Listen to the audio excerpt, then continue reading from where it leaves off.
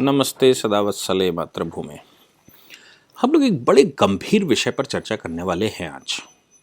International relation का ये विषय है और इंटरनेशनल रिलेशन के इस विषय में हम कुछ चीज़ों पर अगर ध्यान दें, वो है international honey trap. International honey trap मैं इसलिए कह रहा हूँ क्योंकि अभी कल ही यूएस ने एक बड़ा मामला खोला और यूएस ने एक स्टेटमेंट दिया। यूएस के जो उनके स्पोक्स पर्सन हैं, स्पोक्स पर्सन ने एक स्टेटमेंट दिया। मैं बात कर रहा हूँ नेट प्राइस की। नेट प्राइस ने एक स्टेटमेंट दिया कि जमाल खाशोगी, जो कि ब्रिटेन जो कि नागरिक हैं सऊदी अरेबिया के, रहते थे वो वॉशिंगटन पोस्ट के लिए काम करते थे और उनका 2018 में इस्तांबुल कॉन्सुलेट में उनकी हत्या कर दी गई थी। इस विषय पर यूएस ने एक स्टेटमेंट दिया और ये कहा, this is the declassified information. Declassified information कहते हैं कि एक सार्वजनिक इन्फॉर्मेशन है, इसके लिए किसी को कुछ प्रमाण की आवश्यकता नहीं है। ये तो एक सार्वजनिक इन्फॉर्मेशन है कि उनकी हत्या टर्की के राजधानी इस्तांबुल के सऊदी अरेबिया के कॉन्सुलेट में कर दी गई थी और ये ओपन हत्या थी और इसका दोषी सऊदी अरेबिया का प्रिंस सलमान है। ये यूएस ने बाइडेन प्रशासन के आने के बाद सऊदी अरेबिया के खिलाफ ये स्टेटमेंट दिया, जबकि हत्या 2018 में हुई थी। और चूंकि सऊदी अरेबिया और यूएस के रिलेशंस बहुत अच्छे हैं, इसलिए डोनाल्ड ट्रंप की गवर्नमेंट ने कोई स्टेटमेंट नहीं दिया। बाइडेन की गवर्नमेंट आते ही नेट प्राइस ने ये स्टेटमेंट दे दिया। हालांकि प्रिंस सलमान ने इस विषय पर कोई ऐसी वार्ता नहीं करी। उन्होंने कहा ठीक है, कर सकते हैं। इस विषय पर हुआ आखिर क्या था, मामला क्या था, क्यों ऐसा कर दिया गया था। सऊदी अरेबिया का नागरिक था खगोशी और वाशिंगटन पोस्ट के लिए काम करता था। वाशिंगटन पोस्ट में जो वो लिखता था वो सऊदी अरेबिया के खिलाफ लिखता था, यानी कि सऊदी अरेबिया के विषय में कुछ अच्छी बातें नहीं करता था खगोशी। खागोशी को मोहब्बत हो गई थी। मोहब्बत किससे?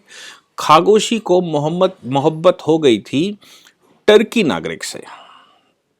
अब टर्की नागरिक लेडी से उनकी मोहब्बत हो गई। टर्की और सऊदी अरेबिया के बारे में आपको पता है कि टर्की लगातार ये कोशिश कर रहा है कि सऊदी अरेबिया जो इस्लामिक हेड बना हुआ है संसार का, उसका स्थान वो ले ले। टर्की इसलिए कह रहा है क्योंकि कभी टर्की में ही खिलाफत हुआ करती थी, खलीफा कभी टर्की में बैठता था। कमल पाशा ने 1924 में उसको ख़त्म किया था। उससे पहले अंग्रेज़ों के साथ भी इस तरह का विवाद चल रहा था कि अंग्रेज़ों ने खलीफा को मानने से मना कर दिया था। इसलिए भारत में भी खिलाफत आंदोलन हुआ था, आपको याद होगा। गांधी जी ने उसका नेतृत्व किया था, खिलाफत आंदोलन। खिलाफत आंदोलन मतलब मुसलमानों के खलीफा को अंग्रेज ने कैसे डी रिकॉग्नाइज कर दिया। और खलीफा संसार का हेड होता है, अल्लाह का यह ज़मीन पर वही अल्लाह का पैरोकार होता है, तो खलीफा को कैसे डी रिकॉग्नाइज कर सकता है। ये खलीफा की व्यवस्था तो पैगंबर मोहम्मद के जाने के बाद मोहम्मद स्वयं कह गए थे कि मेरे जाने के बाद खलीफा आते रहेंगे। इसलिए भारत में भी आंदोलन हुआ था कि जो ब्रिटेन ने या अंग्रेज़ों ने खलीफा को मानने से मना कर दिया। आप कैसे मना कर सकते हैं, और भारत के मुसलमानों के लिए आपको खलीफा को मानना होगा। गांधी जी उसका नेतृत्व कर रहे थे। ये खिलाफत आंदोलन था।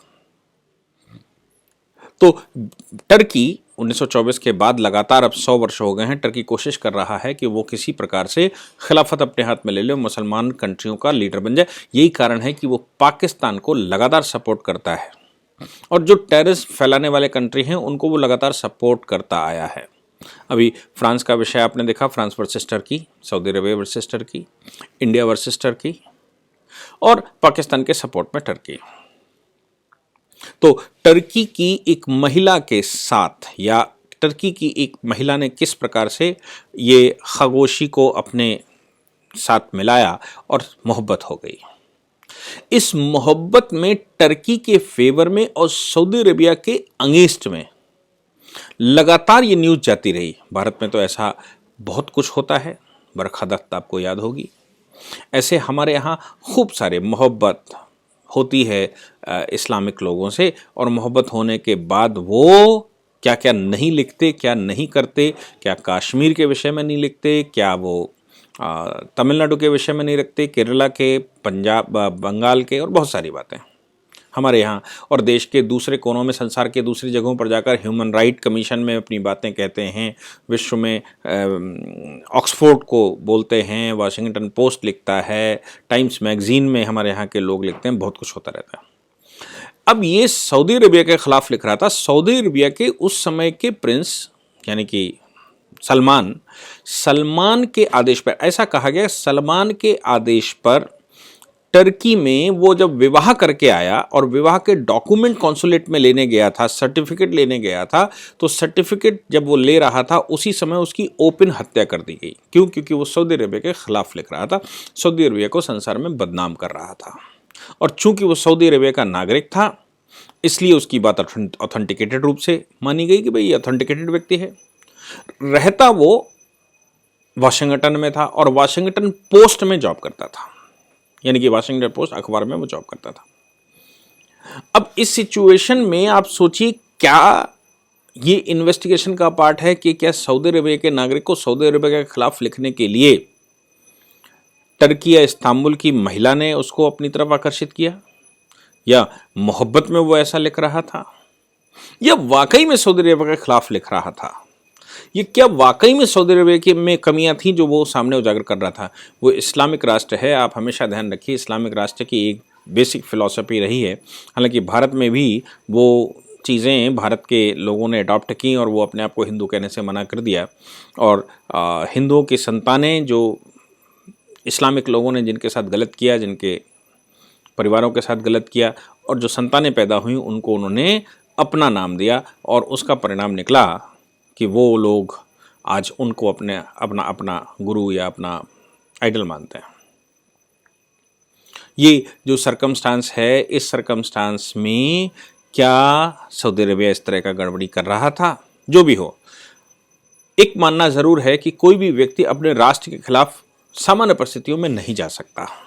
कुछ विशेष परिस्थितियां होगी, या तो वो अपने राष्ट्र के साथ गद्दारी करता है इसलिए वो राष्ट्र के खिलाफ जाता है, या फिर वो राष्ट्र ही वाकई में बहुत ज़्यादा खराब है जिसकी वजह से वो राष्ट्र के खिलाफ जाता है, या उसकी व्यक्तिगत दुश्मनी होती है इसलिए वो राष्ट्र के खिलाफ जाता है, और या फिर वो हनी ट्रैप का पार्ट हो गया है इसलिए वो राष्ट्र के खिलाफ जाता है। प्रिंस सलमान के खिलाफ वाशिंगटन में जब नेट प्राइस ने स्टेटमेंट दिया तो उस स्टेटमेंट को सलमान ने हंसी में उड़ा दिया। अब बात ये आती है कि कोई सलूशन है? अगर उसने मरवा भी दिया और ये एविडेंस भी है तो कोई सलूशन है क्या? एक चीज़ हमेशा ध्यान रखिएगा, ये टॉर्शियस लायबिलिटी में कहा गया है कि संसार में कोई भी कंट्री का अगर वो सॉवरेन कंट्री है तो दूसरे कंट्री उसके डोमेस्टिक मामलों में क्रिमिनल केस नहीं चला सकता। बहुत सारे केस हैं। किंग ऑफ जौहर का केस है जिसमें वो ब्रिटेन में जाकर एक लड़की से मोहब्बत करता है, मोहब्बत करने के बाद उसको छोड़ आता है तो रेप का केस वहाँ फाइल होता है। वो अपने राष्ट्र में आकर वापस, चूँकि वो प्रिंस था, वो आकर रहने लगता है, और जब वो वहाँ रहने लगता है तो ब्रिटेन की जो कोर्ट है वो ये कहती है, because the person is the sovereign person that is why we can not take an action. वो सॉवरेन है इसलिए किसी की सॉवरेंटी में किसी दूसरे राष्ट्र को ये अधिकार नहीं है कि वो एक्शन ले जब तक वो उसके जुरिडिक्शन में पकड़ा ना जाए। वहाँ बहुत कुछ ऐसा कहा गया। कुल मिलाकर जो प्रकरण है उस प्रकरण में ये हनी ट्रैप का मामला साफ दिखता है। हालांकि वो महिला कल 2 दिन से इस्तांबुल में प्रदर्शन कर रही है और बहुत कुछ डिमांड कर रही है कि किंग सलमान को तुरंत फांसी पर लटका देना चाहिए, किंग सलमान के खिलाफ एक्शन होना चाहिए, अमेरिका किंग सलमान के खिलाफ युद्ध कर दे, क्योंकि वो तो टर्की नागरिक है और टर्की नागरिक टर्की का, और इस समय सऊदी अरबिया का 36 का आंकड़ा नहीं 72 का आंकड़ा चल रहा है। इसलिए इस तरह की बातें करना स्वाभाविक टाइप का लगता है। और अब ये सामने आया है कि टर्की और सऊदी अरबिया की लड़ाई कुछ इस स्तर पर पहुंच गई है कि हनी ट्रैप इस्तेमाल हो रहा है, कि युद्ध का आगाज हो रहा है, और सऊदिया ने उनके जो इंपोर्ट है उसको इंपोर्ट को बैन कर दिया है, उनके यहाँ का सामान अपने यहाँ बेचने से मना कर दिया है। टर्की ने भी कुछ वैसी वर्षा में ऐसा ही कर दिया है। Saudi Arabia, Britain, France, America और भारत के पक्ष में खड़ा दिखाई दे रहा है। यही कारण था कि सऊदी अरेबिया ने पाकिस्तान को दिए गए $6 बिलियन का जो कर्जा था उसको वापस तत्काल मांग लिया था भारत के पक्ष में। और FATF में भी, चूंकि टर्की के नज़दीक पाकिस्तान चला जा रहा है, इसलिए FATF में भी सऊदी अरेबिया लगातार पाकिस्तान के खिलाफ खड़ा दिखाई दे रहा है। और पाकिस्तान के खिलाफ सऊदी अरेबिया लगातार मोदी जी का जब से नेतृत्व चल रहा है तब से चल रहा है, और फ्रांस तो हिंदुस्तान के पक्ष में खड़ा ही है। ये सारी बातें जो मैं आपको बता रहा हूँ, ये एक बड़ा इंटरनेशनल साजिश है।